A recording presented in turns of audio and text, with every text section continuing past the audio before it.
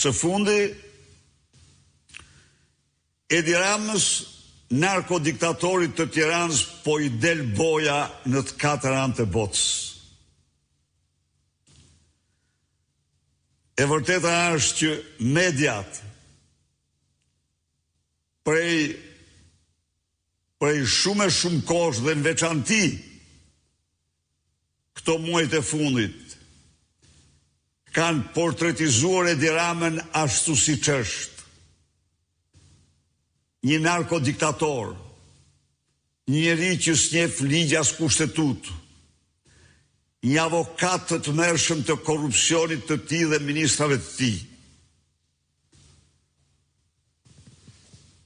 Organizatat mëdha politike ndërkombëtare kanë demaskuar atë, por një raport tjetër që vjen nga Komisioni Evropian për Shtetin Ligjor, mediat e lira, drejtësinë, damkos Edi Ramën dhe regjimin e tij në mënyrën më të fuqishme.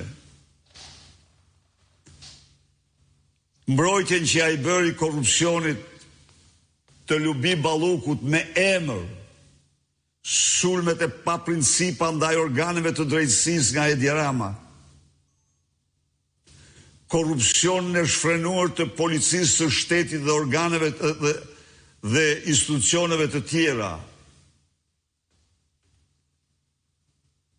Lubi Balluku është bërë tashmë çështje jo vetëm e shqiptarëve, por çështje e Bashkimit Evropian. Qëndrimi i tij ndaj mediave damkoset. Natyrisht, të gjitha këto janë dëshmi e plagosjes së përfundimtare të Edi Ramës dhe regjimit të tij. Ju falemnderit.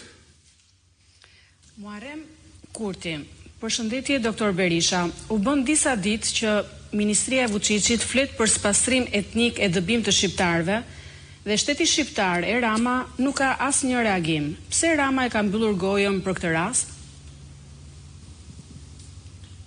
Ju falenderoj për pyetjen. Deklaratat e monstrës, e ministres monstër të Beogradit, me cilat ajo dëshmon se